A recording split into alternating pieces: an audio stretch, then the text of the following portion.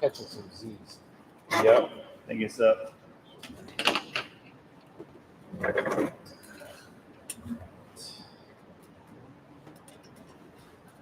How you doing tonight? Okay. Hanging in there? Staying cool? Okay. We pulled the outside just because of the outside clean.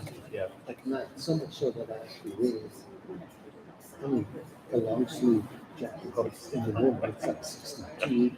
Not last night, but Yeah. the other one is about 62, 67. Sure, yeah. And we keep it to like 72 on the rest of it. Yeah. So, It's not bad at all. Hope a little closer today. Okay, I think we're ready to get going. Gabe, do you want to go ahead and turn us on live? You're already live. Oh, we're already live. Okay, excellent. Okay, all right. Let's go ahead and call this meeting to order. If there's any reason not to. This is the regular school board meeting for August. This is Tuesday, August 9th, 2022. And we are going ahead and kicking off this meeting. It is just turning 6 p.m. as we speak. Okay, first up, I would like to have a roll call just to verify who is here in attendance for this month's meeting. We'll start maybe on the left here. And if you could just state your name and that you're present. Jordan Simpson, present. Okay, Ryan Williamson, present. Morris Morgan, present. Okay. And we do have, Kylie is not on the phone. Yeah, so we do have one trustee that is not with us this month. It's Kylie Peters. Okay. Okay, we will go ahead and stand now briefly for the Pledge of Allegiance. I pledge allegiance to the flag of the United States of America, to the republic for which it stands, one nation, under God, indivisible, with liberty and justice for all.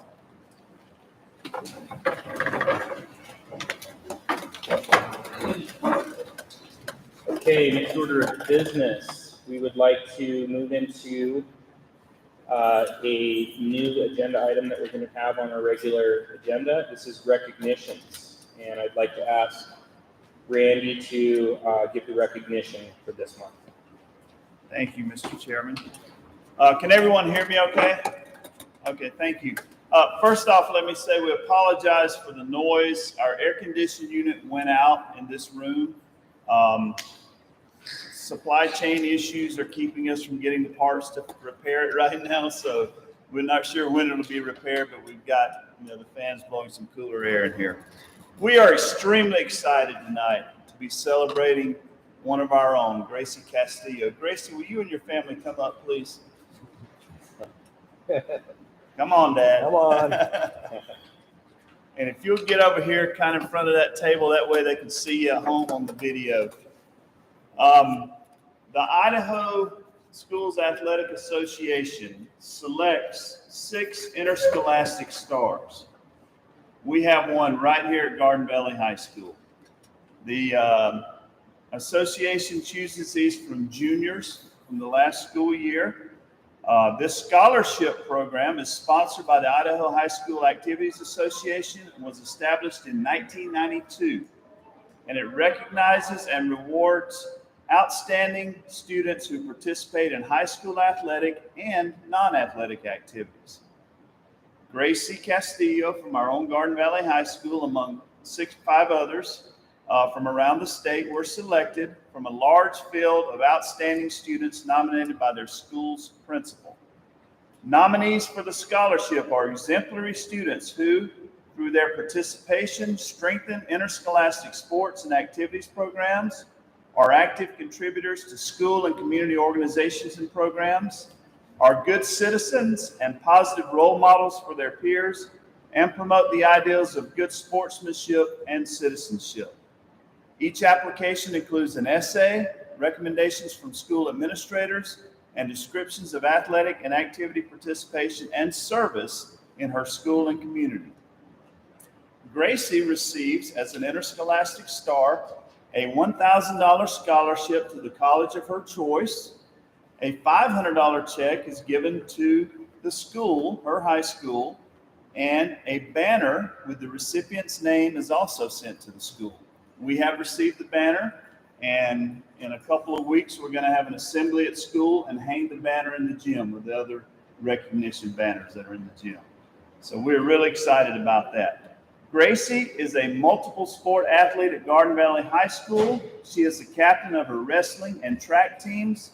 She is active in student government, NHS, National Honor Society, and helped organize a Pass the Boot fundraiser to support the community's firefighters. On behalf of the board and administration of Garden Valley School District, we congratulate you, Gracie. We've got a little certificate to honor this achievement, and we're glad you're here with your family tonight. So if you'll come up and receive this.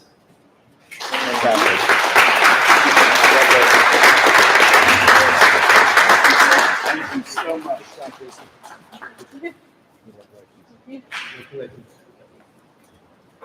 Thank you, Mr. Chairman. Okay. Okay, moving on to item number 5. Can I get a motion to approve and adopt the agenda as it stands, as it is written? Mr. Chairman, I move that we approve and adopt the agenda as written. Okay, can I get a second on that? I'll second. Good choice. You waited a little bit there. Yeah, because discussion. Okay, any further discussion? Yes, Mr. Chair, if it's okay, can we move item number 14 further up the agenda? Maybe to number 10 spot? So, I did check with Mountain Waterworks on this, just to Yes. see it from a time perspective, if they needed that. Oh. And it didn't necessarily seem like that was necessary from their perspective, unless you have other reasons. Nope. Is that okay? Okay. Okay, Fine. okay, then we can go ahead and approve the agenda as, and adopt it as it stands. Okay, then number 5 has passed. Oh, all in favor? Aye. Yep. Okay, number 5 has passed. Okay, number 6, interview school board trustee candidates for zone 5. So it is my understanding that we have 3 candidates that have submitted letters of intent over the past month. And I want to make sure that do we have each of those candidates here tonight? I know we have 1, and 2, and 2. Okay, very good. And 3. Okay, very good. Can I ask you guys, are you all okay standing and just answering just a handful of interview questions? We're going to keep it pretty tight and concise, but want to give each of you guys an opportunity to speak for a couple minutes. Is that okay? Okay, very good.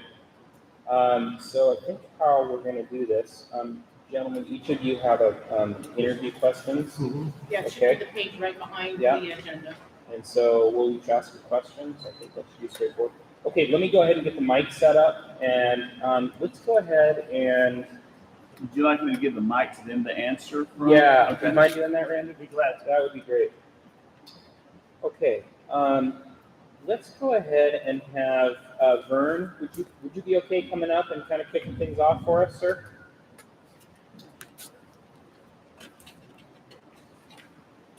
First of all, thank you very much for submitting your letter of intent and showing intent in this position. We want to take just a few minutes and ask you a few questions and kind of hear your thoughts and a little bit more about your interest in this role. Okay? Right. But just a matter of interest, why would you want to do this? Well, if you look at my resume, I have 99 years of public service. And it's something that I've done, it's something that I believe in. And this is one of the best ways with 30 years in the school district in Washington. I think I can bring a unique perspective to the board. Yes. Okay, so, sir, what long-range plan would you like to implement for the school district, if any? And this could be growth, curriculum. Are you passionate about curriculum or? one of the things that I have done a great deal of recognition of students. Okay. The recognition you gave tonight is one of those things that it goes well beyond the Catskills. Okay. It brings in a lot of other people who have contributed. And I think that we need to recognize excellence regardless of where we find it. If it's on staff, if it's a student, if it's somebody in the community, I think the board needs to recognize. Okay, thank you, sir. I'd like to ask you, so there is a commitment and a level of responsibility that comes, on a monthly basis as far as allocating time and putting the energy into being on a board. Do you feel like you have the time and the energy resources right now to make that type of a commitment? Well, officially, I've been retired since 2013. Unofficially, I'm still doing a lot of things. Okay. But yes, I have the time. My wife and I just built a new house on Alder Creek, and we moved there as a permanent residence. As long as the good Lord may see us Okay. stay here. Excellent. So if we needed you for 6 to 8 hours a month, that wouldn't be an issue, it sounds like. It's okay. Okay, very good. I'm sorry, I'm not being a little bit flip, but. No, it's okay.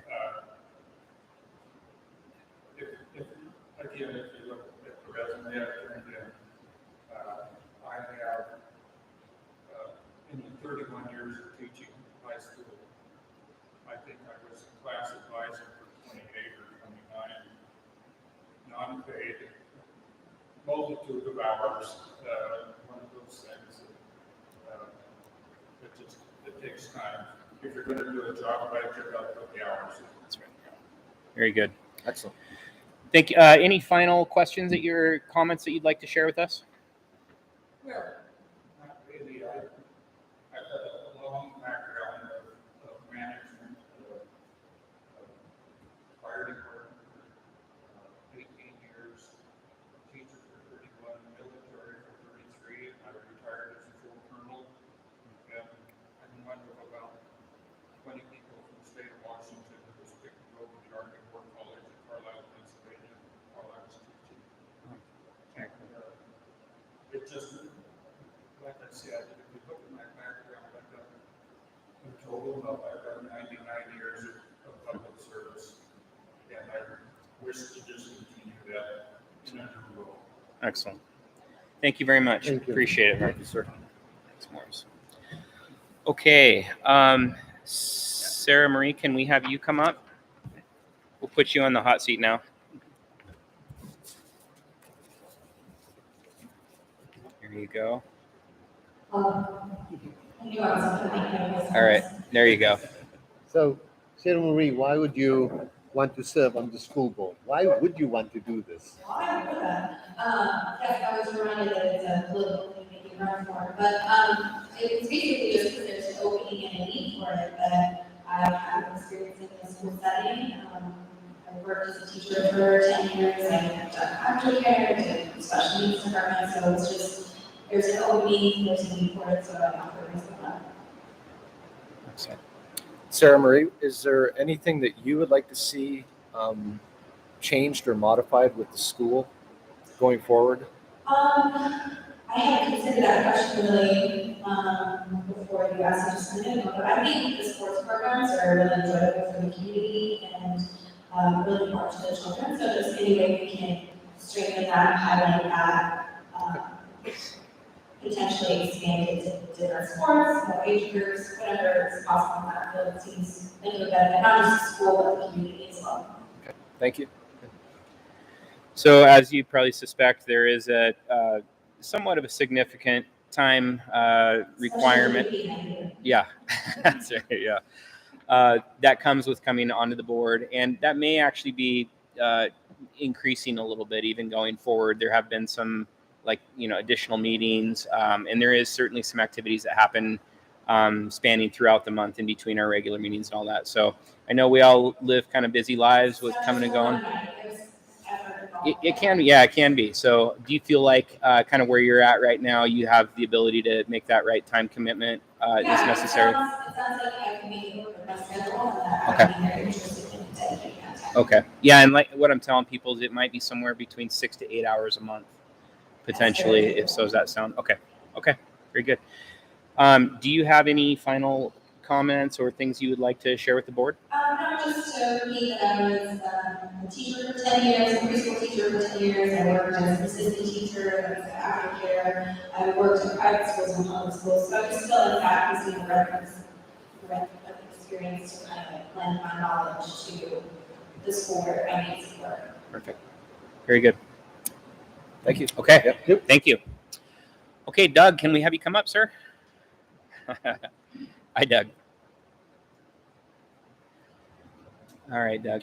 Thanks for coming up and chatting with us one more time here. We'll ask you a few questions. You know the question, Doug, why would you want to do this? If it pleases the board, I think maybe if I just read some of the we've all seen. Sure.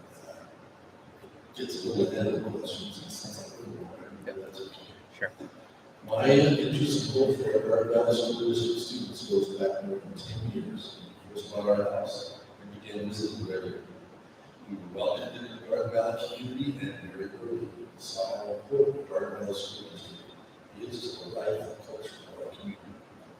Very early saw how important and to the hopeful future of the children and youth of our community.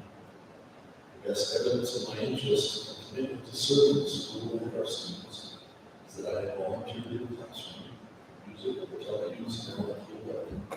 I've also volunteered at Congressman Woodford as a substitute in middle school, high school, so music, drama, math, English, and science.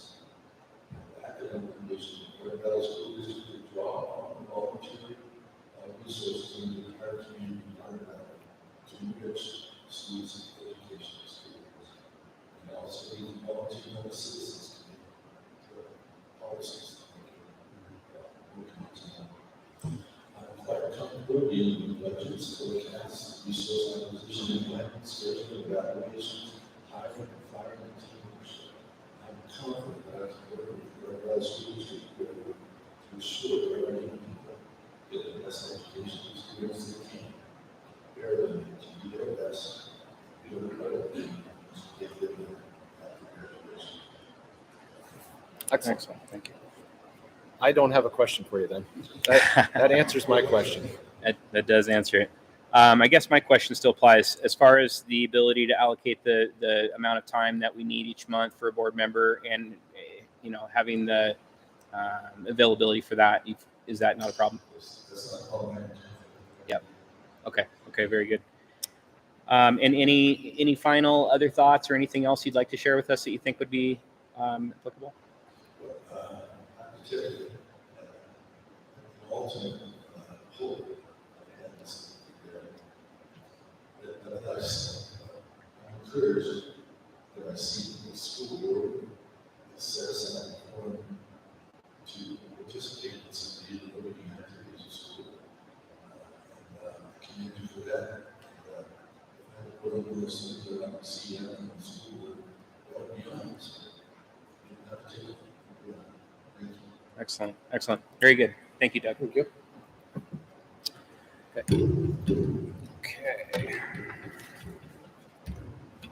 Put it on top and then just kind of push it down. There you go. There we go. Yeah. We'll see if. Okay. Thank you to each of the candidates and the interviewers. Appreciate that. We are going to move on to item 7 on the agenda. I would like to ask if there is a motion to approve the consent agenda, which will include A, B, and C in totality as it is written. Can I get a motion for that? Mr. Chair, I move that we adopt the consent agenda as read and written. I will second that. Okay, very good. Any further discussion on that? All in favor for that? Aye. Aye. Okay, that motion passes. Thank you. Okay, moving on to agenda item 8, superintendent report. Randy, would you like to bring your report for this month? I'll take the microphone so I don't have to Oh, hold okay. up so much. Yeah. Thanks, George. Thank you. Thank you, Mr. Chairman. Quickly, today was our first day back of faculty and staff here at the school. And I want to kind of talk about that. We had a little staff breakfast this morning, had everyone in, and had a real good showing and a lot of energy and excitement in the coming school year. I wanted to share a few things with the board today. As we finished up the school year last year, we lost almost 45% of our certificated and pupil services staff. That's 7 teachers and 3 admins, principal, counselor, and nurse. I am pleased to report that we have hired all 10 replacements and are starting the year full staff. So that's quite an accomplishment for our team. We have a lot of work going into that from a lot of people from the community, from the board that sat on the hiring committees with us, and from our faculty and staff that also helped out tremendously. So we're really excited about that. We've also replaced almost all the paraprofessionals that we lost. So we're just a couple down, but we're doing some readjusting of duties and may not actually need to hire those two. So we're good. We're really good on staffing, and I want the board to have confidence going forward for this school year. That's not the case across the state of Idaho or across the nation. Last week in my superintendent conference, I learned that many districts have multiple vacancies in very key teaching positions. So we're very fortunate and blessed here. Students will be back next Monday, the 15th. That's the first day for students. We're excited to welcome them back. In our meeting this morning, I shared 3 major areas of focus for the faculty and staff this year. The first one is safety and well-being, and we talked through some of those things. Being aware, being cognizant of our surroundings and making sure we have a safe environment for our kids, and well-being, not only of the kids, the students, but also the staff members themselves. So we'll talk a lot about that. Number 2, developing positive relationships. This is key. It's key that we have good relationships among our faculty and staff, between the staff and the school board, between the staff and the community, between staff and parents, and especially with the students on a daily basis. So we're going to be really focusing on that this coming year. And the last one, not least, but the last area of focus is going to be huge for us, is student achievement. I'm pleased to report we just got some IRI, that's Idaho Reading Indicator, test data. And for our kindergarten through 3rd grade, we had an incredible improvement from the fall scores to the spring scores. We went up 23.4 points, which is a 53.5% improvement from fall to spring in that IRI indicator. So we're very pleased with that. We are above the state average in the IRI indicator for K through 3. This is a huge focus for the State Board of Education we learned last week. It goes in directly to funding efforts, that they try to get funding from the legislature, and those are some of the key metrics they're looking at. In meeting with the State Department last week, as Steve and I, our new principal, walked around talking to some of the people in the State Department of Education, one of the ladies grabbed us and said, Garden Valley, what an incredible improvement in your IRI. So it was really good to have that kind of attention from the State Department. We do have a lot of opportunity with the ISAT. That's the Standards Achievement Test. That's grades 3 through 11, different science and math tests at different grades. We are below state average overall. In ELA, slightly. We're about 4 points below the math. So we have a lot of opportunity, and it's a real challenge for our teachers going forward with the ISAT. Pleased to report the modular office building has been delivered and set up out back. Electricity and water in. We're waiting. Friday and Saturday we'll have cabling going in for the internet connectivity. Hopefully we'll be able to move in sometime towards the end of next week. Myself, Stephanie, Lydia, Gabe, and Mike Chandler will be moving out to modular, it will free up the space over there for some special education classroom and their rooms. So,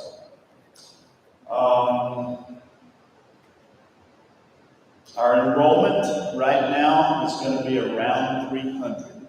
That's up just slightly. We ended the year around 292, so up just a little bit from the end of the year. Things changed this first week, you know, some leave, some come, so we'll know more, you know, at the next meeting, or the next monthly meeting, but somewhere around 300, a slight increase. One interesting thing from enrollment this year, we only have 5 in pre-K. It's a little smaller class than we've had in the past, so we're not sure what that's about, but only 5 in pre-K. On the legislative side, last week, I talked about funding. State school board president talked about there are a lot of efforts to come up with a new funding formula. We'll see what happens with that. We had a couple of sessions, all the superintendents.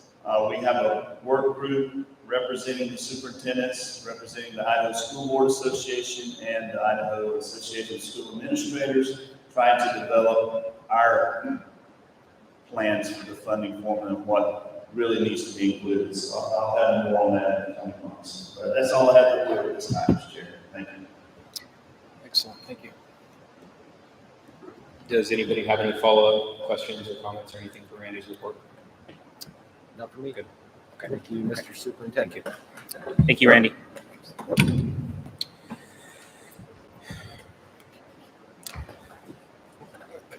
Let's see if I can talk loud here. Okay, moving on to agenda item number 9, community forum on agenda items. I'm going to go ahead and read this section here for the public. Public comment will be taken from the public on matters scheduled on the agenda. The chairman may interrupt or terminate an individual's statement when it is too lengthy, personally directed, abusive, obscene, repetitive, or irrelevant. A person wishing to speak on an agenda item should fill out a request to appear before the board form 4105F and submit it to the board clerk before the meeting begins. These forms will be available at the sign-in desk or can be found on gvsd.net, policy 4105F. And I need to check with Melissa to see if we have one. We do have one. Okay, we do have one. He Okay. said he might want to speak, so. Okay. Okay, and we do have one of these forms has been filled out as, for a request to speak tonight. So this is for Stephen Menlove. Is that right? Yes, sir. Okay. Stephen, would it be okay if I had you come up here? Or I can at least... Okay. There you go.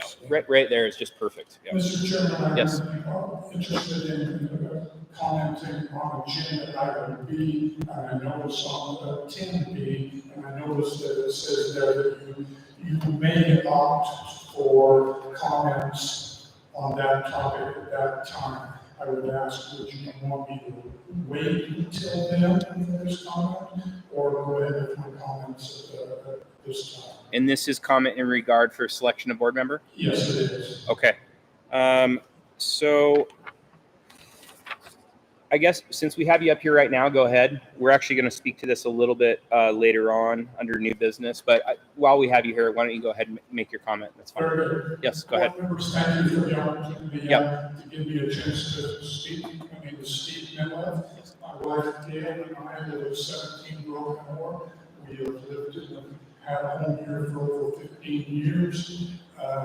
And in that time, Gail and I are very education-minded, and we've had the real blessing to be able to be a real supporter of the school, both athletically and drama and the city's programs. And we very much appreciated our opportunity to be involved in the school.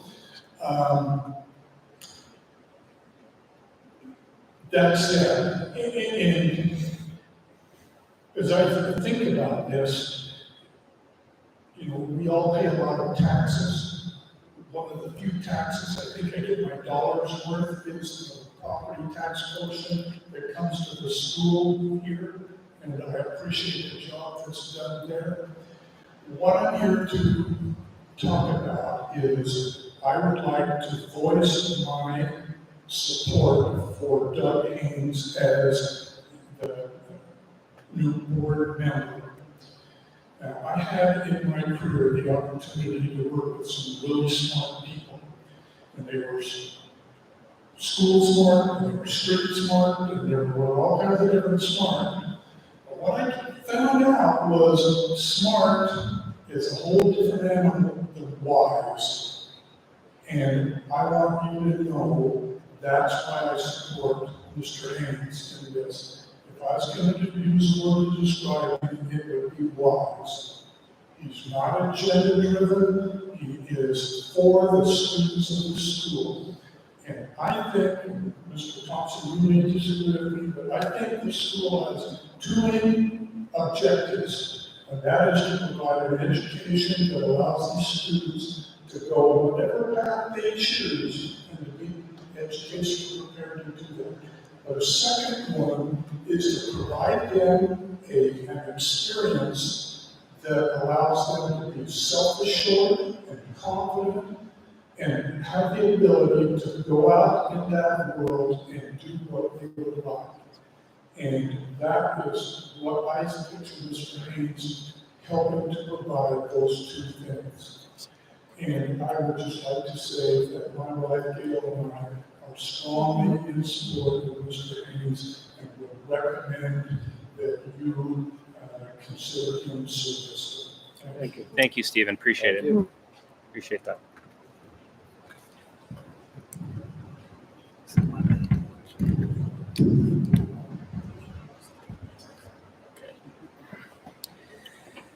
Okay. Okay, Melissa, there were no other 4105F forms submitted. Was that just the one? Okay, thank you.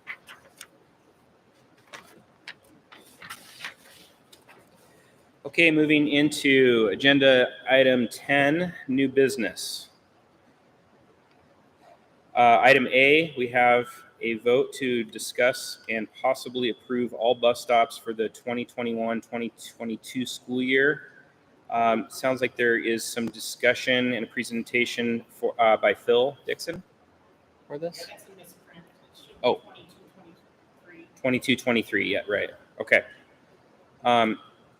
Is there's some discussion around this topic that we need to listen to first, or no? Yeah, all the bus routes. Come up, Phil. Okay. Come up to the microphone.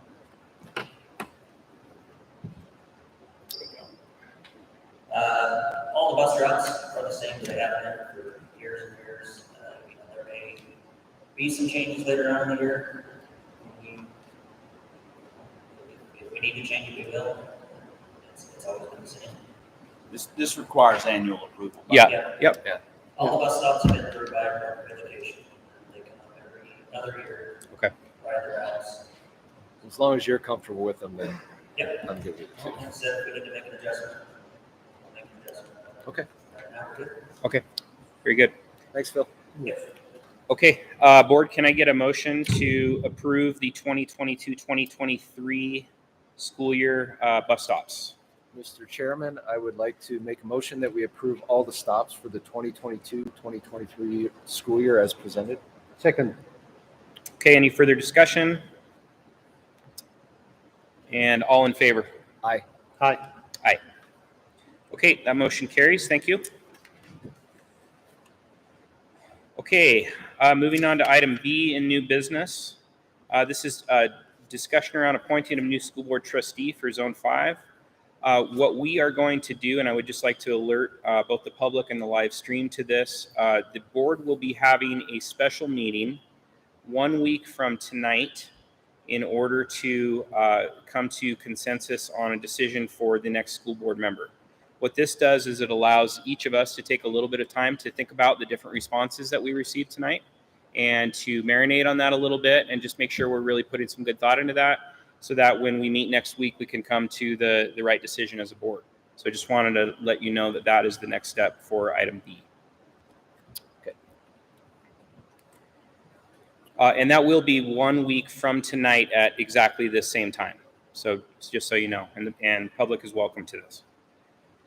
Okay, we are moving on to item C under new business. This is discussing FY 2022-2023 continuous improvement plan.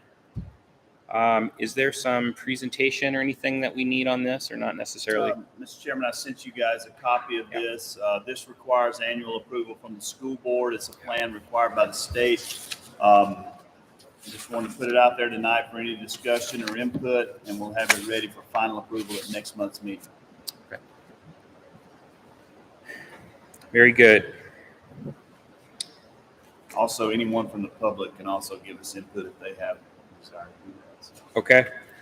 Yeah, I'll go ahead and ask, does anybody here in public have any input on the CIP plan? Or any comment that they'd like to make on that? Okay. Okay, let's move on to item D. Discuss and potentially approve Gabe Gillette as the Assistant Business Manager as an authorized signer of checking and financial documents and accounts. This is a vote. So can I get a motion from someone on the board or do we want to discuss first? Would we like to have some discussion, board, about this first? I think we can have the motion, have the discussion, Okay. and then have the vote. Okay, fair enough. Okay, is there a motion to approve Gabe Gillette as the Assistant Business Manager? Yes, Mr. Chair. I'd like to move that we approve Gabe Gillette as the Assistant Business Manager and as an authorized signer of checking accounts and financial documents and accounts. Excellent. And we have a second? I'll second that, Mr. Chairman. Okay, thank you, George. Any further discussion on this? Is there anything we need to? Maybe just for the public to know, this is something that the board it's been on the back burner for 2 years now. And with Gabe coming in a few months ago, considering Gabe has been a 3 or 4 month process that the school board has been going on. So it's not just something that we've decided right now. It's something that's come a long time. Very good. Okay, all in favor of Aye. appointing Gabe as Assistant Business Manager? Aye. Aye. Aye. Excellent. Okay, that motion carries. And congratulations again, Gabe. Okay, moving on to item E. We have the topic of discussing and potentially approving a rule around student handbags, which would, I'm not sure if this is worded exactly right, but may prohibit the use of backpacks in Garden Valley schools as a safety measure. Do we want to open this up to, I guess, let me ask a We need to have motion. discussion. I need to kind of give you. Yeah, some we need a little background background. on Go this, ahead right, and Randy? mic that way. Yeah. Thank you, Mr. Chairman. So one of our focuses I mentioned earlier was safety. And this kind of goes along with that. Several districts around the state are considering rules around backpacks. In my mind, we have about 4 options. 1, we can do nothing, leave it as is. 2, we can allow backpacks presently as they allow them to come to school, and then require the students to put the backpack in their locker and leave it there the rest of the day until they leave in the afternoon and go home. 3, we could go to clear backpacks that are see-through, or 4, no backpacks at all. And it varies around the state as to what requirements. Some schools have gone to no backpacks. Some of the schools in West Ada have gone to no backpacks. Some are doing clear backpacks. This is a real issue because of vaping products and weapons. And in the Rigby school shooting, we learned in the debrief last week on that, the young lady that brought a weapon to school brought it in her backpack. She went down the hall a couple of times with it in her backpack, went into the restroom, removed it from her backpack, and came out and started shooting. So the idea behind having them in the lockers during the day prevents kids going into the bathroom, taking out weapons or vaping products or whatever. So that's kind of where we're at. We wanted the board's input on establishing a potential rule around this. So you presented a number of options there. Do you have one that you feel like you would like to recommend or that you think is the best for our school? Yes, the principal and I have discussed this, and we felt like the option of allowing them to come to school with a backpack and then parking it for the day in their locker until the school day is over is the best option. Are there any implications to that as far as do they have enough time for getting backpack into locker and getting to classes? Do they need to go back and revisit their locker or backpack during the day? And does that impact timing between classes, or are there any logistical impacts to this? I feel like they have enough time. I'll defer to the Principal Lynch if he has any thoughts on that. Okay. Between classes, do you think they have enough time to make the transition without having all their books, in a backpack all day? Yeah, so they can see it. Here. My reference comes from two different experiences. This way. Camera's right Oh, come stand right here. Yeah. There we go. Having taught at those for the last few years, our schools similar sizes, but our campus really spread out much further than it is at this particular school. Having said that, we also have 3-minute passing periods, and because the winds are isolated to one specific areas, I think it's more doable. And more importantly, equally important, I should say, is talking to the school leadership team, they thought that it's absolutely doable with 3-minute passing periods. Okay. So I'm one on there to consistent pass to better decisions. Okay. So Mr. Superintendent, Principal Lynch, I can understand the idea behind this. I can also see that any kid could still keep a gun in their backpack, obviously, in the locker, so you may not prevent anything with this as well. So this is not something you want us to decide tonight, right? We're able to think about this a little bit, and I'm sure my daughters will have some input into this as well. But I understand the need for this, and I want to consider this a little bit more. So. I mean, obviously, we'd love to start the year Monday with a rule in place, but we do have a special meeting next week, so we could make a decision next Tuesday evening, and obviously that's early on in the process. Is there a way for us to kind of pilot this or try it out for a period of time and make sure it's not disruptive or it's not impacting us logistically as far as moving students from class to class, where we can make adjustments later on to it, or is it something where it's a hard and fast policy that we would have to keep through the remainder of the year, I guess?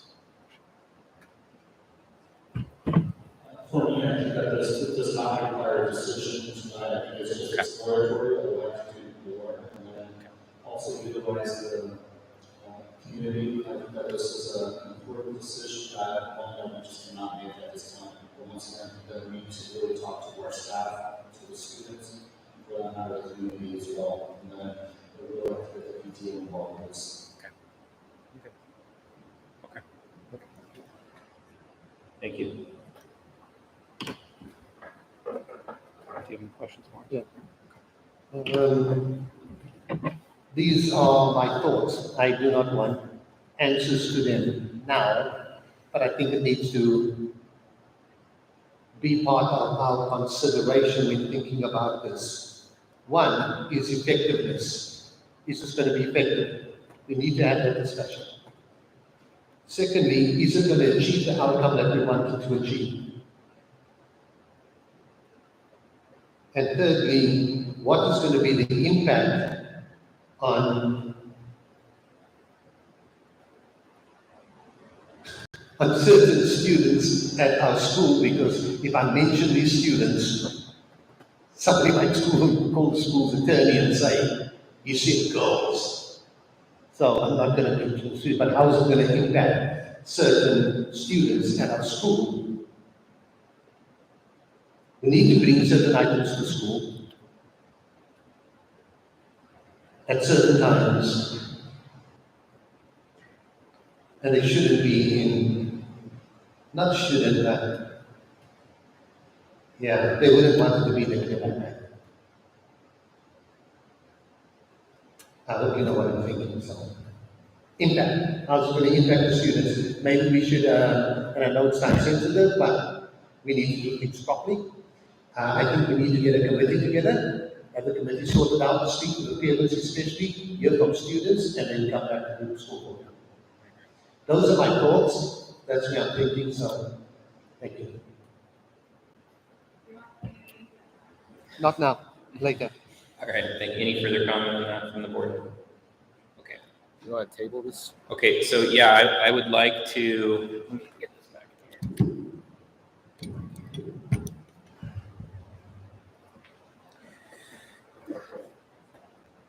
Yeah, I would like to request a motion to table this topic for now, as this will be revisited, it sounds like, going forward here, and we will come back with more information on this topic, which could then support a final vote on this. Can I get a motion for that? Mr. Chairman, in regards to possibly approving a rule to the student handbook prohibiting the use of backpacks in Garden Valley School as a safety measure, I'd like to table that for further discussion. Okay, thank you. Can I get a second on that motion? Second. Okay. Any further discussion on that?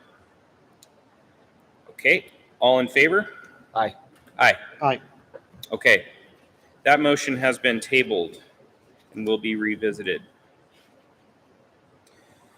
Okay, moving on to new business, item F.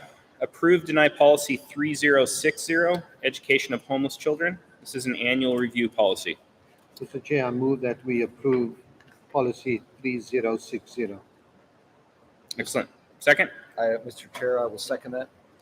Okay, we have a second. Any further discussion on this one? Okay, all in favor? Aye. Aye. Aye. Excellent, that motion carries. Thank you. Okay, next, approve, deny policy 3010 for open enrollment by students who reside within and outside the district. This is also an annual review policy. Can I get a motion for approval of this one? Mr. Chairman, I move that we approve policy 3010 for open enrollment by students who reside within and outside the district. Excellent, and a second? Can you second that? No. Yes, you can Yeah, you second. can. You can make the motion. I will second that one. Any further discussion? Yeah, we have to approve this, but I don't like it. I know. Because people can come to school who don't pay taxes in this district. And during COVID, we were required, because of No Child Left Behind, thank you, President Bush, to accept students at the school. And it burdened our teachers and it burdened everything within our school district. However, law says we have to. I know. So, what upsets me about this is that we have to prove it every year, but we can't not approve it. And so this is a farce. This is a farce, Mr. Chair. All right. I don't know if it makes a difference, but there's an application process that can be denied. I didn't include that application with this, is that the application? I read the Yeah, I did read through all the policies. I saw that, but you can look at the details, or you can go and look at it from 30,000 feet. And so, I just want yeah. to make sure the board knew that that was part of it, it just didn't have to be approved, so I didn't put it in there. And that's why I didn't want to second the motion and then. Okay. That said, all in favor? Aye. Aye. I'm going to abstain, Mr. Chair, Okay, but it will carry. very good. Majority will go ahead and carry that forward. Thank you. Okay, moving on to new business. Item H. This is to approve or deny policy 3500, student health, physical screenings and examinations. This is also an annual review policy. Do I have any motions on the table? Mr. Chair, I move that we approve policy 3500. Okay, Mr. Chairman, I'll second that. okay. Thank you, George. Any further conversation on this one? Okay, all in favor? Aye. Aye. Aye. Thank you. That motion carries. Okay, moving into agenda item number 11. This is old business. Item A is to discuss and potentially approve amendments to policy 3305, third and final reading.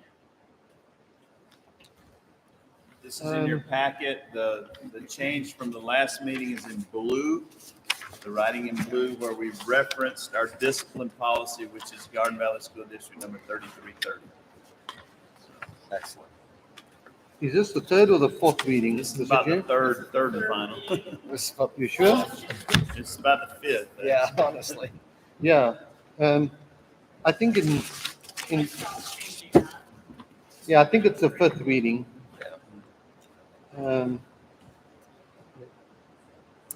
Mr. Chair,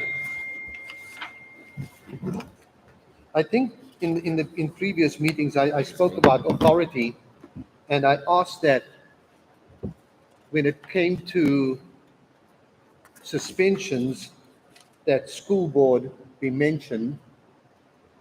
And I know it says the initiation of discipline procedure for expulsion at the discretion of school administration. I would just like the policy to be clear that school board deals with expulsions, because sometimes there's this whole thing about authority and things move in a certain direction, and then people might not be aware of policy 3330 and 3340, and then school administrations start making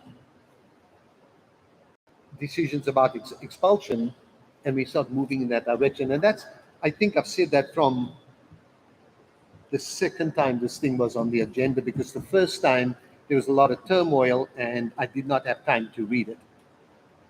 And I think that is why it's been on here so much, because I just wanted it to be clear that this references school board dealing with expulsion. So the modification that was made in this last change is in the blue, and what it does is it references the policy that speaks to school board being on point for. That's not. No.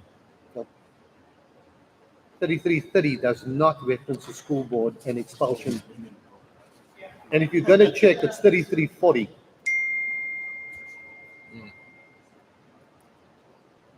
Okay.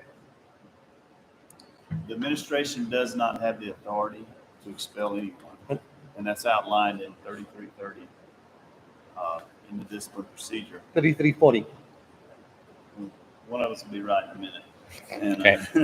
We're checking. Looks like. whichever policy it is, it's outlined in there.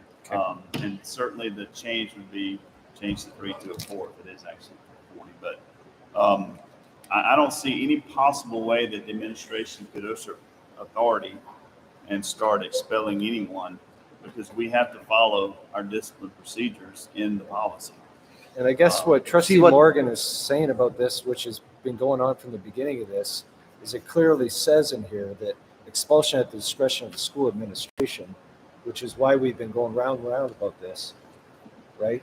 Not expulsion at discretion.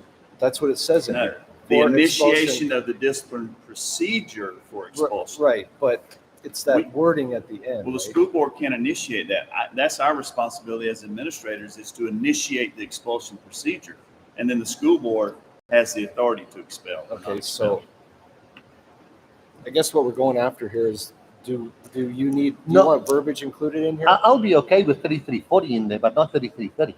Okay. I mean, 3330 can be referenced either here or at the end of the document, but the school board dealings with expulsion is 3340, right? That's what I'm checking.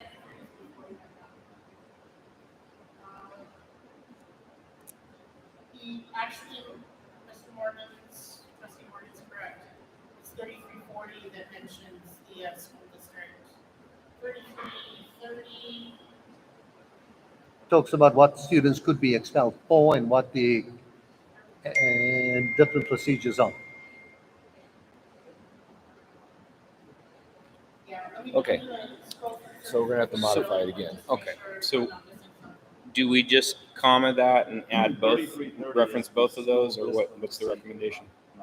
You can reference both. This is with this procedure, Mhm. but the 3340 is corrective actions and punishment, which outlines the level of first this happens, then this happens, then this happens. And so it is in 3340 where it says. Just put a slash Where it talks about. Or comma? or comma. It talks about expulsion in 3340 and it talks about expulsion in So other I'm looking policies for as well. No, 3330 does not talk about, it talks about it, but it doesn't reference the school board. Oh, it does reference expulsion in 3330. But it doesn't reference school board, does it? Let me just read this. I mean, we can reference both policies if you'd like, 3330 and 3340.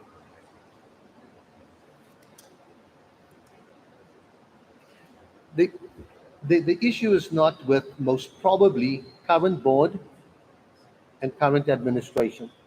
But down the line, people forget things and they read it and they don't read it correctly. Right. And they presume they have the authority. Now, if you read that carefully, it does say administration initiates it. But sometimes people don't read it carefully and they start assuming that that's what the authority is. Yeah, I agree. It should So reference the you board. can I'm in reference favor of both because referencing both 3330 does not reference who does expulsions, 3340 does. I believe Mr. Morgan's correct on that. I can't find where it, 3330 does reference expulsion, but it doesn't say expulsion by the school board specifically. Okay. 3340 gives you the procedure. Oh, not the, So it sounds like the proposal would be in the blue text to make one more change, modification to this that would say, as outlined in GVSD policy number 3330, comma, number 3340, end parenthesis, and that would satisfy.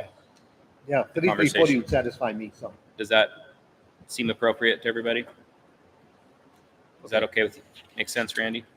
Or do you need to read it and then come back? Yeah. I mean, No, you can go and check it And out. if you guys find this on Tuesday or Thursday or whatever before the meeting, let me know and I'll certainly go look at it before the meeting. So Sure. we're clear on it. Yeah. Okay. Okay, though. So this means we need to have it edited and then it will come back again at the next regular? Or can we No, modify it tonight? no, because it's on the agenda and it's, yeah, I'd like it just to come back. Let it come back Correctly. one more time? Yes. Okay. Okay. Okay. Okay. So for old business, so we will not have a vote on this. This will come back as old business in the September regular meeting with this small modification, including 3340. Okay. Okay. Okay, next item, item C, we're missing a B here.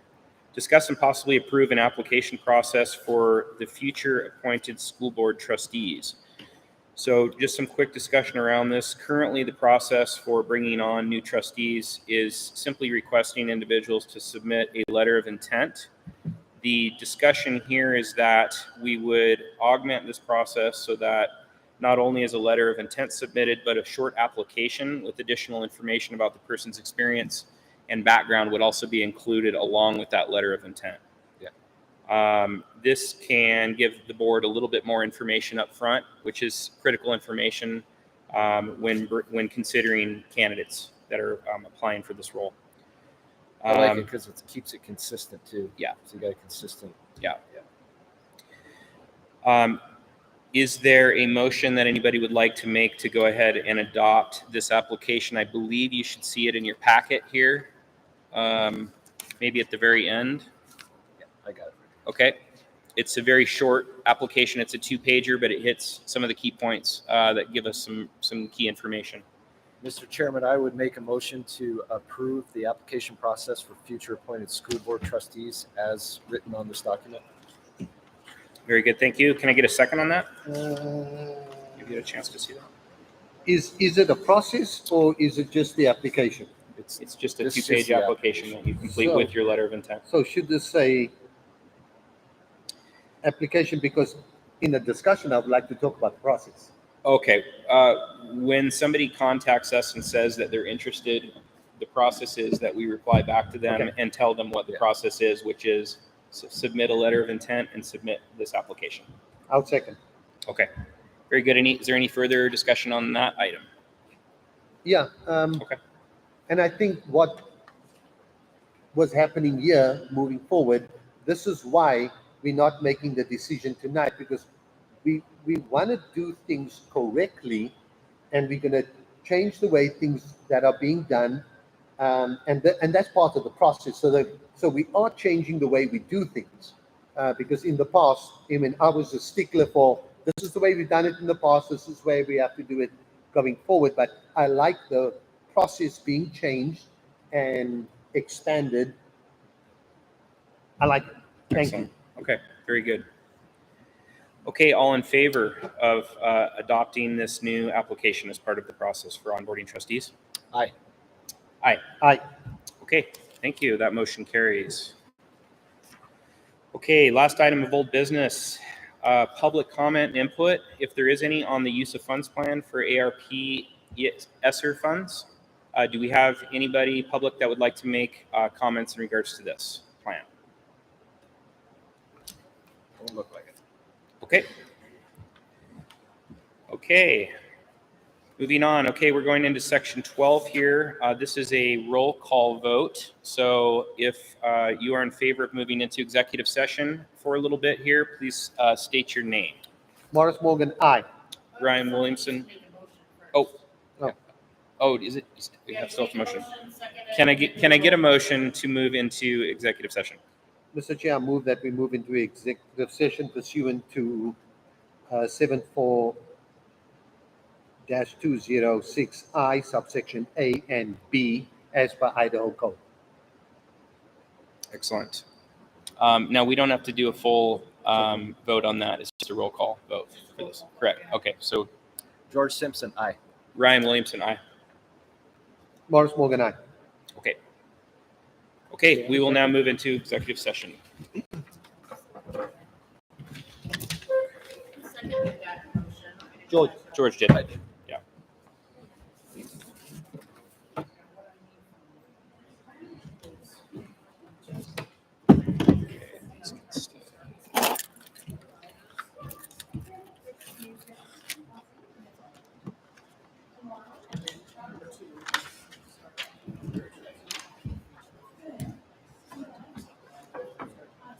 So, roughly speaking, the school of Boston, whoever makes the motion.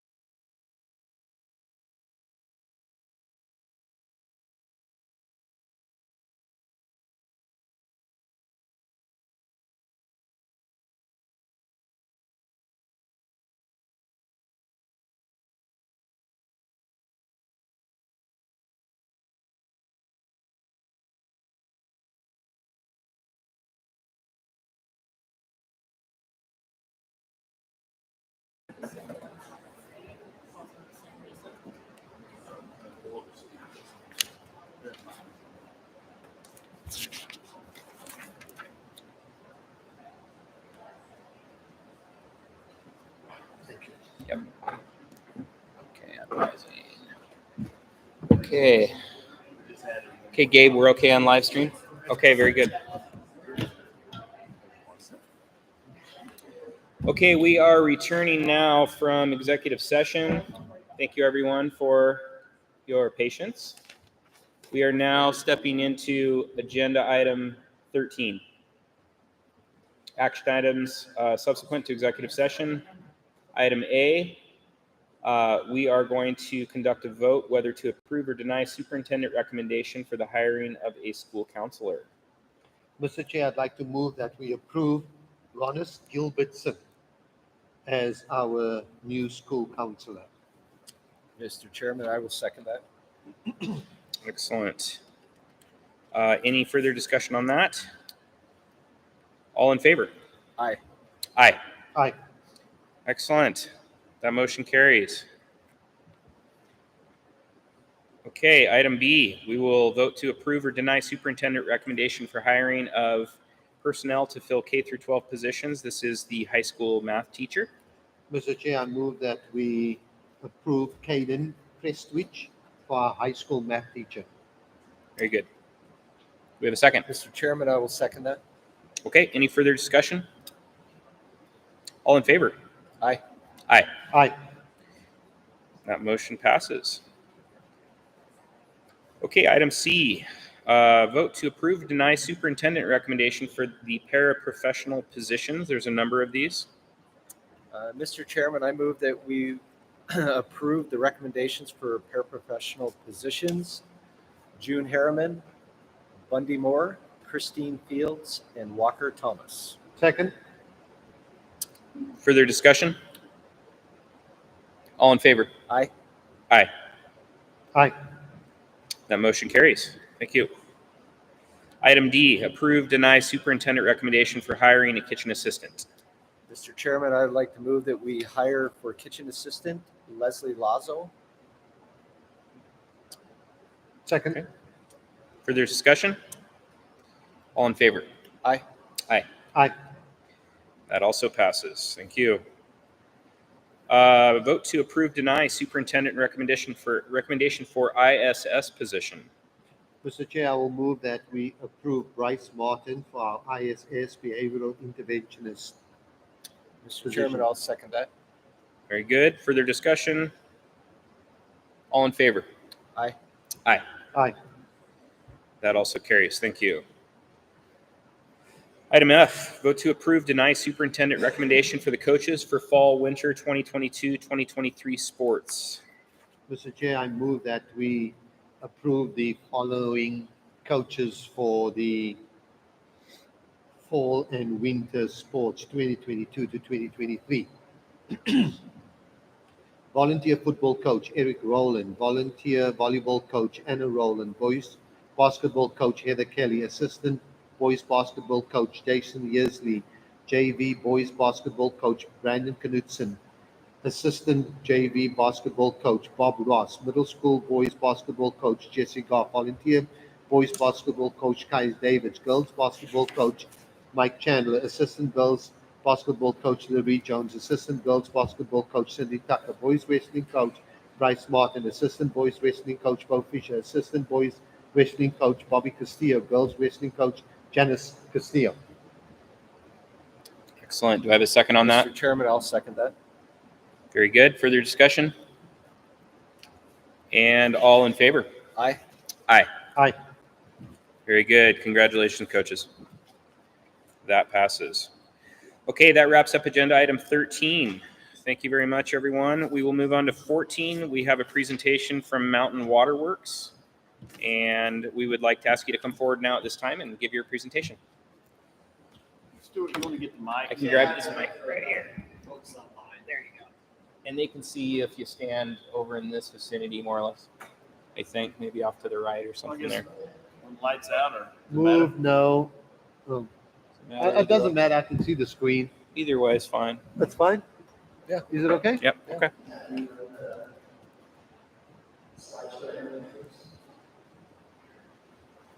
you guys want me to turn that fan off, I can. Yeah, do you mind would just be for, great. it's hard to Thanks, hear Cora. even with the Yeah. mic Hey, for some well, reason. listen, turn that fan off right there. Just turn it to off on the Yeah. side. Thank you, Melissa.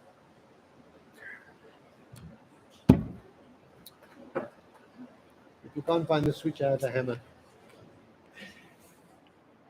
Yeah, that helps. Good evening, thank you. I'm Stuart Burley, this is Emily Nicholas, and we have prepared water and wastewater facility plans on behalf of the district here.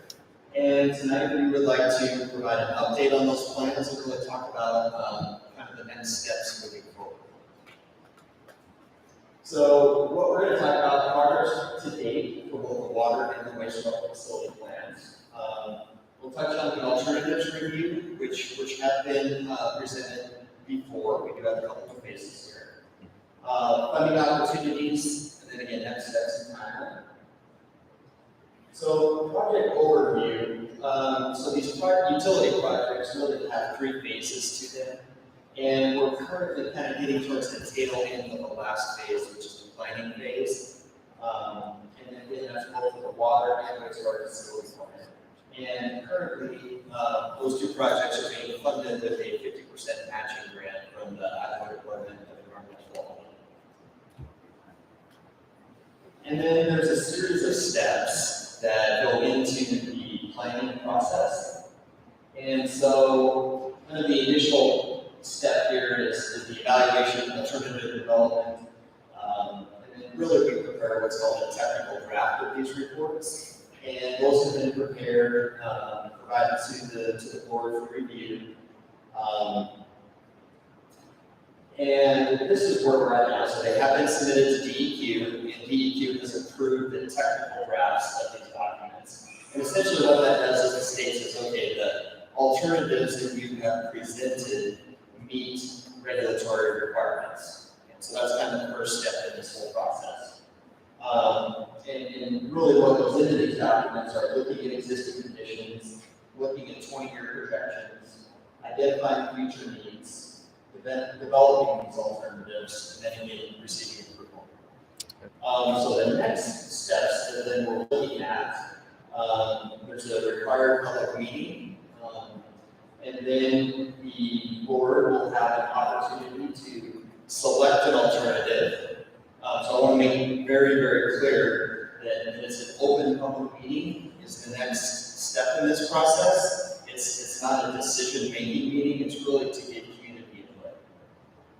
And then, we will collectively discuss the community input, the alternatives, and then the board can officially select an alternative. And then when that's done, we work with the regulatory agencies to identify any environmental concerns. And then those get addressed through the agency consultation process. And then there's a final facility plan incorporating the board's decision, the public input, and any environmental concerns. And a final document that then gets submitted to DEQ. That's kind of the steps moving forward. So just to revisit the 20-year projection, so we looked at a 2.5% growth rate. And we kind of looked at a range of that. This is really where we landed with the board. That's kind of where we felt like the sweet spot was, so to speak. And to be honest with you, this growth, it really means a lot, at that 20-year planning projection. That's the one you don't really want to miss by a lot, It can vary from that 2.5% on an annual basis, but it's really that end that you want to try and hit. You don't want to overshoot it because then you're investing a lot more in the infrastructure that is not really necessary, and then you certainly don't want to undershoot it because then you could really be limited by capacity. So we'll go through the water system first, and again, kind of recapping some of the current deficiencies. So supply redundancy, there's one well, if the well goes down for some reason, there's no other supply. I'm going to be very clear, that is not a requirement for the school. If this were a community water system, you are required to have 2 wells. Just again, that's an identified potential deficit to talk about. In the well house and mechanical piping, there's just some things that were worn out and need to replace. There's a chemical leak system that's in pretty poor shape, and then really no lack of standby storage or generators. So if power goes out, there's really no ability to serve water to the school. And then on the fire suppression side, so there's that pond that stores water that could be used to fight a fire. So water quality is a pretty big concern. You know, that pond does get pretty full of algae and growth, and to be honest with you, if that water were pumped into the sprinkler system, it could cause a lot of problems. And then also water conservation. There's a lot of evaporation that occurs over the course of the summer, and so those are really the identified deficiencies on that side. And so when we looked at the 20-year projections, so we have here today kind of this existing deficiencies that we just spoke about, and then looking out into the future, really the only adjustment that might need to be made is the water line down the road. Yes. Hey, Stuart, is the pond being filled with the well water Yes. currently? So there's no surface water getting into that pond? Okay. So depending on what decisions may or may not be made today, you know, there could be an adjustment in the water right in the future for a peak demand that might be necessary. The good news is the existing well and pump have capacity well beyond those projections. So water system alternatives that we've gone through for resource of supply, so well house improvements, again, just kind of correcting some of the current deficiencies. New well house are options for fire suppression, a new storage tank, which is pretty common in a water storage tank. It protects the water from the environment. Another option that could be considered is a lagoon cover, basically put a cover over the lagoon that will not allow sunlight to get in there and allow all the algae to grow, and also will mitigate evaporation loss. Booster pumping, so that's something that is not currently have, but that would be coupled with a storage tank. So for example, for that fire suppression, a new storage tank will be constructed. You know, a new booster station could be constructed as well that would supply water out of that. There are some benefits to that we'll go through here in a minute. And then standby power. We mentioned that currently there's no standby power on site. And so this matrix really kind of looks at the deficiencies and then the alternatives to really kind of check the box for each one of these deficiencies. And so when we look at the well house improvements, really those are kind of the baseline, you know, again, fix existing deficiencies. New well house that provides supply redundancy, system operation. A storage tank, so just a storage tank on its own really would just mitigate the water storage issue, so the existing fire pump can still be used, and that would be abandoned. Lagoon cover, then that could be an option. A new booster station and storage tank, so this does check a lot of boxes. And so, for example, have this checkbox here for supply redundancy. So really by letter of the law, a storage tank at a booster station would not replace any well. But really from a operational perspective, it does. You know, that storage tank could provide several days worth of supply if that well were to go down. And then standby power, that's included. And then regionalization is really an item that DEQ requires to be evaluated as part of every facility plan, along with action alternative. And regionalization is a viable concept. There are community water systems around here. The challenge with that is kind of getting everyone grouped up to actually make a project like that happen. You know, there tends to be a lot of different rules and quite honestly, politics that get involved when you start trying to combine utilities. And it sounds really good on paper, and oftentimes it just becomes really challenging and really not a viable option. So here are the estimated costs for each one of these alternatives. So really what we did is kind of put a Chinese menu together, so to speak, kind of grouping these upgrades together. That really makes sense if you were to take these options as a whole, kind of what they're going to address. So they kind of range from the bare bones minimum would be essentially again fix the existing condition of facilities. You know, ranging all the way up to a new well, a new storage tank, really address all the facilities. You know, that's a kind of the largest expense. And then there's some intermediate projects as well too. So it fixed the minimum efficiencies and could consider adding storage, pump station. So there again, these are kind of a range of options that we're going to be able to discuss with the public and then obviously with the board.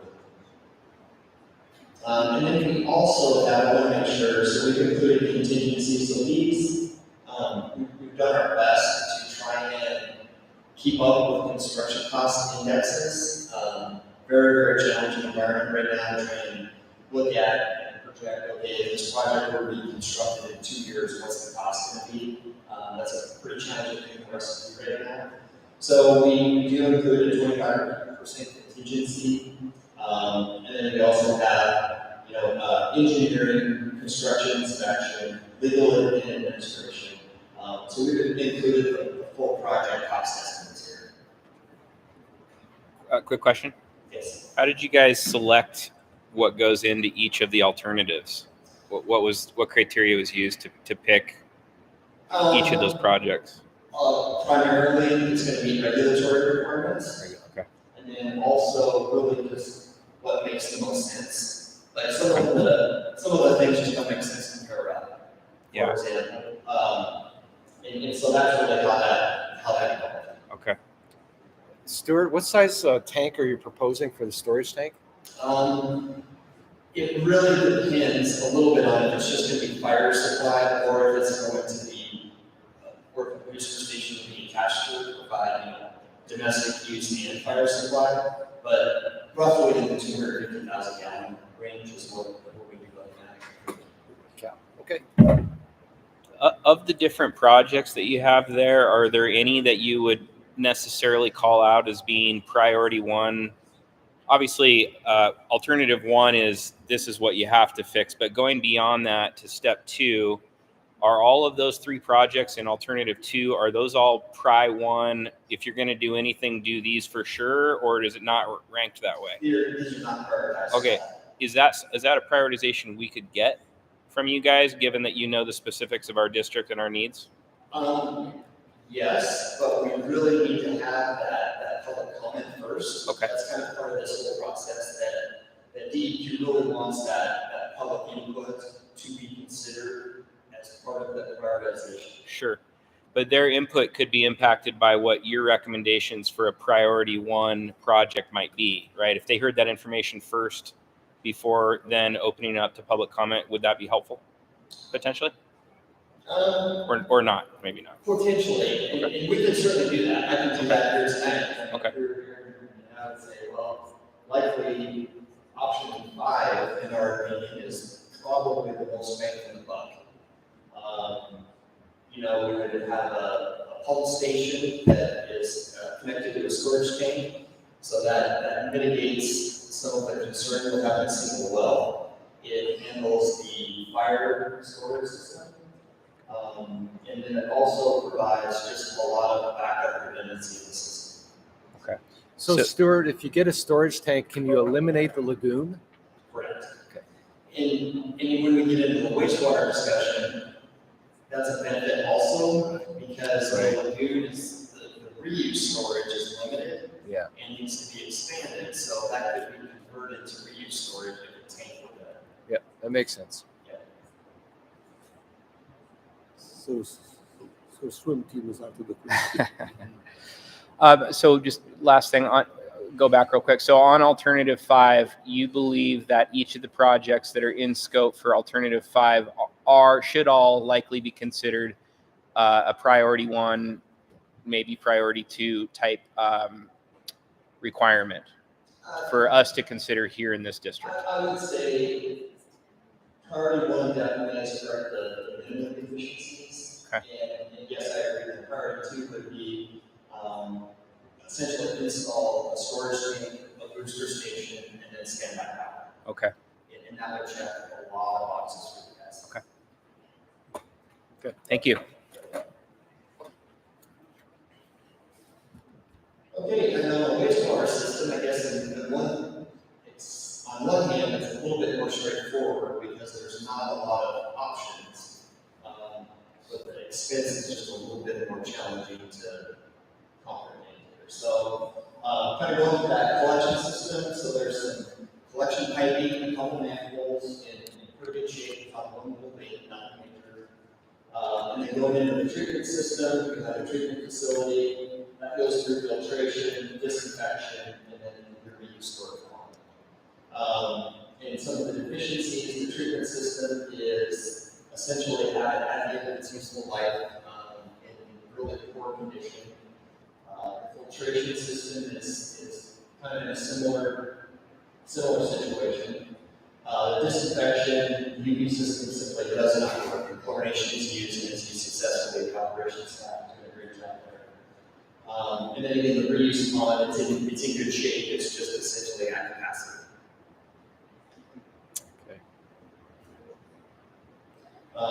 So this is the wastewater capacity, and then this is the flow. So really, you see kind of on paper, so to speak, the existing capacity is being exceeded with about 340, 350 people, so students and staff here. And we work pretty closely with the operations group kind of coming up with this. And yeah, they reported there's times where that system's at capacity. Similarly, with the reuse storage pond, I believe last year, they were kind of at capacity, and really were kind of on pins and needles getting ready to put that water out on the football field because they were concerned it was going to overflow. So as far as alternatives go, the collection system being really simple, there's kind of minor leak in one of the manholes that can be fixed. Treatment facility, we could look at addressing existing deficiencies. Again, as we spoke, we consider that that's a Band-Aid. Certainly could be a short-term consideration, but there's still going to need to be a long-term plan. The other option there is a new treatment system. Disinfection, so we looked at UV and chlorination, and then reuse storage. We looked at repurposing the existing fire suppression and or constructing a new storage location. So those are the options we looked at. So here are the costs, essentially for the alternatives up top, and then these are just straight costs.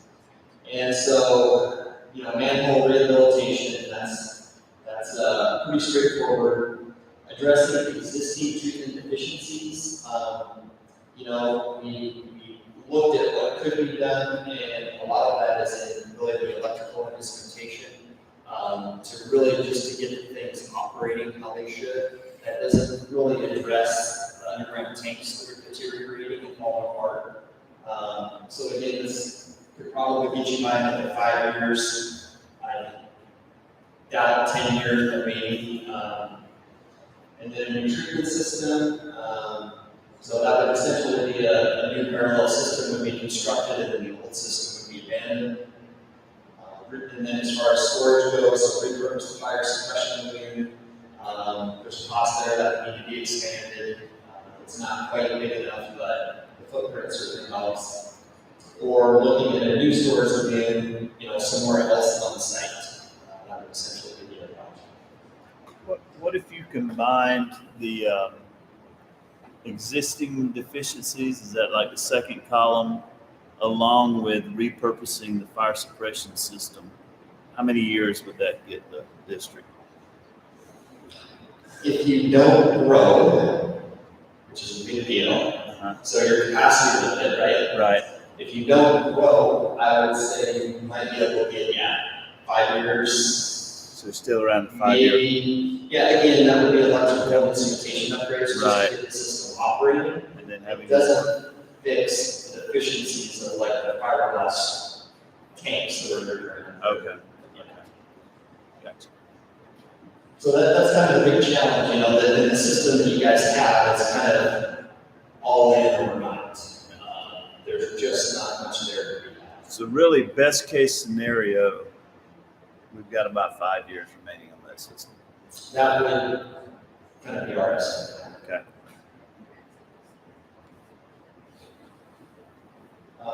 So funding opportunities, the state of Idaho has received a lot of funding, ARPA funding.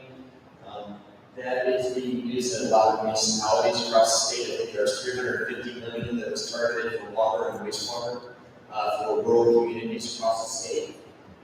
We do expect that to continue at least over the next 4 years with the infrastructure bill. So there are low interest loans and grants. USDA Rural Development, they're another great funding partner. So we've had conversations with these state agencies already. They know the need. DEQ is very, very aware of the challenges here specifically. So we do think that there are going to be really good funding opportunities for the district. And again, we'll continue to have these discussions. So are we allowed to double dip? To take money from different sources? Absolutely. FEMA, Correct. if we are declared a disaster relief facility, I think FEMA will finance a generator and some of the needs like wastewater, both wastewater, drinking water, and generator for that. I think FEMA would be a good option for us because we don't have that type of facility in Garden Valley. Yeah, and we have had those discussions, and we'll certainly continue those. And as we get into when decisions are being made, and we really get into the funding plan, that's not what we're going to need to work together. Because, even some support at the county level would be very helpful. From Yeah, those they have types $1 million. Those types of approaches with FEMA funding, because I believe the county may have to sponsor an application like that, but again, we can get into those details. We have a commission. So we put together just kind of next step. This is a very draft Thank you. for discussion. So this was largely based on discussions that we had towards the end of last year. We were working with the district's financial advisor, and they thought, well, at that time, they thought there was an opportunity to get off a current loan sooner, somewhere in the 2024 timeframe, 25. And so the idea then was, gosh, we might want to target it 2023. On the election, if that's the direction that the board wants to go. Had a conversation with Randy yesterday. It sounds like that might not be the case as far as that bond falling off. So I guess what we would like to do is revisit that with the financial advisor. Certainly before the public meetings, we can have an open discussion on what the funding and the financing and that could look like. That was Michael Keith that came and spoke to, when we were doing our supplemental levy, that same guy.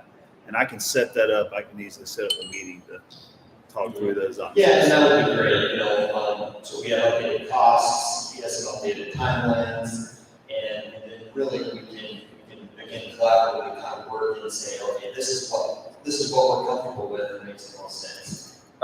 Are we really, maybe a dumb question, are we really able to select an alternative if we have no idea what the funding application is going to yield for us? Yes, you have to. Okay. Option A, option B. But I mean, Nothing kickstarts the funding process until you facility select. plan is done and decisions are made there, because the funding agencies are going to say, well, how much do you need? okay. And then we're going to say, well, I don't know, they want to know how much they're going to get. Like, well, that's not how it works. Yeah. Okay. Unfortunately. Okay.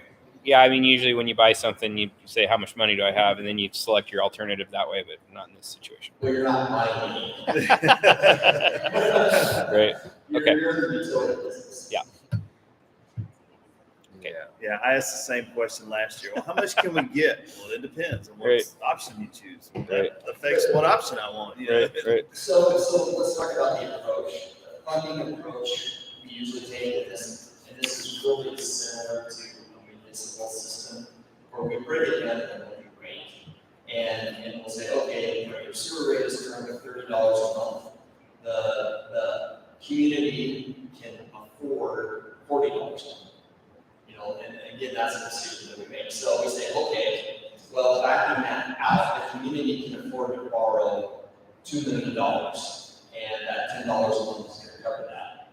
And then so what we do then is we'll work with financial advisors to wrap a funding plan around that, and then we can go to the funding agencies and say, yes, this community can afford $2 million loan, but it's a $5 million project, so now we need to come up with an approach to come up with $3 million in grant funds to really make this project whole. So that's kind of why they need to know what you're going to do, and then we can work to identify, you know, what is affordable, and then try to fill that pocket with grant. So are there, From multiple sources. that's really helpful. Thank you. Are there situations where communities like ours are not able to get the alternative that they selected through in the very end because it just wasn't financially feasible, it didn't work out, or does that never happen? It can happen, but you're not tied to anything. Okay. So you're really, and even if you pass a bond election and, you know, you accept a funding package, you don't spend that money, you know, you don't end up having to pay for it. And to be honest with you, we've had that situation a lot recently with the escalating construction costs over the last couple of years. Because honestly, a lot of times we'll do a facility plan and then the construction doesn't occur for maybe 3 or 4 years later. And so everyone in the state is dealing with that right now, these funding shortfalls. You know, communities have passed bonds, now all of a sudden this construction bids are coming in 30% higher. So they don't even have the money to do these jobs. So that's really where this part of the funding is coming in to fill some of those shortfalls. Yeah, and you built in a contingency for that, right? The 25% you had in there? Correct, yes.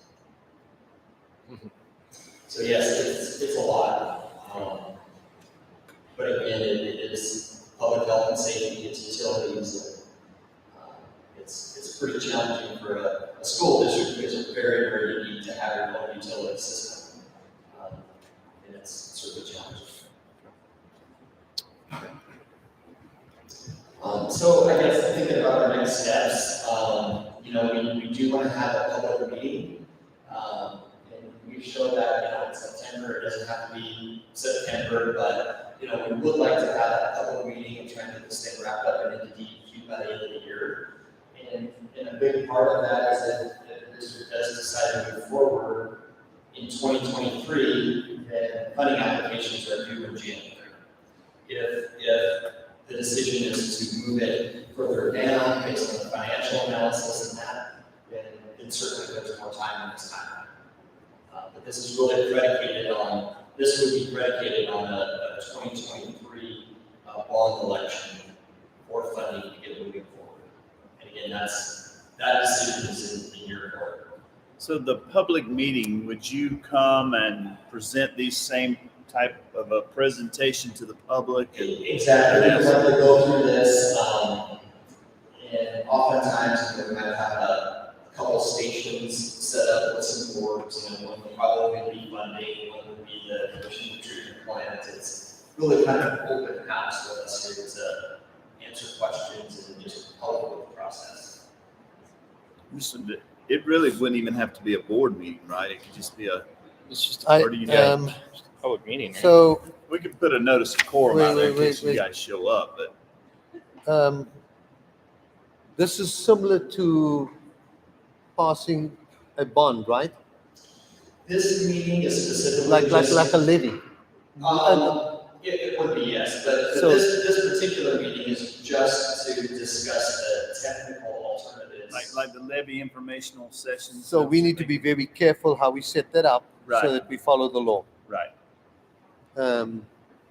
Yeah, we just have to know what the law says and where we can have it, what funding we can have it, what resources we can use. We just have to be careful so that we don't break. I'll check with legal, make sure we follow that, so. Because when it comes to bond and stuff like that, it's very specific who can participate and what time is being used. We cannot use public funds to work on asking the public for more money. That makes sense. So if we're trying to get a This levy is something passed. that we Yeah. deal with. Yeah, but I'll check with our legal attorney and see, being that this is a public information session, I would think, I'll find out, but if we don't talk about the financing or whatever, I don't know. I'll find out from legal what our requirements are around that. And I would say, we certainly talk to the attorney, and, we do this in municipalities all the time, and city councils, similar situation. And I would say, we're not asking for board approval at all. We're really just saying there's going to be a cost, and these are counter costs. Yeah, we even have to be careful about whether we use school facilities for it or not. There's some real particulars around schools and these discussions. So I'll verify with legal. And you would prefer it to be outside of the board meeting, again, just kind of more of a open public meeting, Right, but the ability to. what we're talking about is setting up that meeting and the resources used. We have to be very careful. Right. I'll verify all that. Of the resources that we use to set that up. Because if we are not, somebody could sue to stop the entire project. So that's just the position that we in. So if the Maybe I board, shouldn't have said that because now you guys know. if the Cat's out of board the bag, man. decides tonight, let's go forward with this, then Then it- Stuart and I, and we can work Figure it together, out. verify the legal aspects, pick a date, a location. We'll work all within the bounds of the law on that, so. Quick question, kind of 30,000 foot level here. It looks like if we followed this exact schedule, that construction wouldn't begin until summer of 2024. If we went with the median plan, which I believe is alternative 5, what was the estimated duration on that construction to completion and operational status? Do you know? I would say roughly a year. 1 year? Yeah. Okay. Year to 18 months. Okay, which puts us in summer of 25, which is 3 years out. Okay. Perfect, And thanks. that duration would remain, so say the project didn't kick off with funding until 2024, kind of that same Yeah. sliding scale. That makes sense, okay.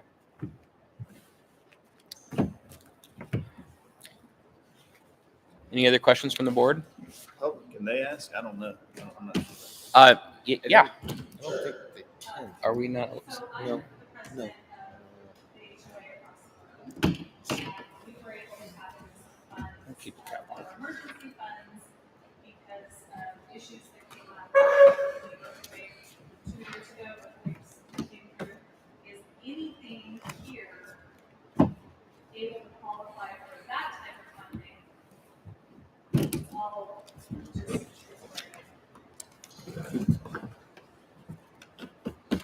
No, we wish, we did a lot of those emergency projects with that money, it's a great assistance. It will happen. Okay, I think we're good. Stuart, thank you very much for that presentation. That was excellent. And with that, that wraps up agenda item 14. And with 15, we'll go ahead and adjourn this month's regular school board meeting. Okay. Thank you, everyone, for coming. So do we have to announce our special meeting? Yeah, no, Yeah. not here, not here. We just put it out on. Yeah. She'll send a notification, yeah. So would you guys have to have a motion and a vote for us to proceed with a public meeting? Or do we just go ahead and do it? No, No. we have to, it has to go through the board, Okay. that the board approves. Whatever, We don't do anything without board Okay, approval. right, that's what I was So, asking. yeah. but we So- need to find out what we're approving before we approve it, as far as the rules, public where it's going to be meeting, yeah. held, All right, the so terms and before all that. next Legal. week's meeting, I'll get with legal. No, I think, is it next week or next month? Because Well, if we're gonna set up a meeting in September, we need to Yeah. have board approval so we can go ahead and get it scheduled. I just don't want next week's meeting to be long. I mean, I'll start the process. How about that? And then if it's, You can always put it on the agenda. we can put it on the agenda and Yeah. strike it if we have to. Or whatever. Table it, man. You guys are good at tabling things. Not too bad today. I like to table everything, but can't do that. All right. Oh, made it through another one. That went well. Yeah. That went well. I mean, for the amount of items we We had, got a lot done. we covered a lot. I'm so pleased with Steve. Yeah. We must make sure Steve doesn't do what Randy's going to do. Yeah. Because Steve is going to pick up a lot, and Randy's going to let him take whatever he wants. You need to be careful about talking to teachers. And you can't be a nice guy in the meeting when it comes to the public. Because, like I didn't want to say that and put you on the spot. Now, the previous chair, I would have, right? But that was not supposed to happen because you cannot have any comment that's personally. Just right then. No, it's personally directed during the yellow sheet. Oh. You cannot speak about anybody personally. Right, the policy says personally directed, so you can't. And also just opening stuff for the public. This is a board meeting held in public. It's not a board Well, public meeting. there is public comment on certain things, so it's a little confusing to me what No. things entail public Okay. comment and what do not. All right, so by law, that funding thing and the funding plan, by law, we have to have public comment when that is on the agenda. And then that's law. But that's it. And that's it. Okay. But hey, Yep. look here, you in this, what, a few months. And I'm talking from, 7 years of experience, or whatever it is, 5 years of experience. So that's it. It's just because when trouble comes, Yeah. and you're allowed during good times for Right. people to comment, and during bad times, Yeah. they're going to say, yes, but you allowed so and so. Right. Yeah. So you've already set the precedent. Yeah. So you need to set it the right way from the get-go. But it was That very makes sense. interesting that guy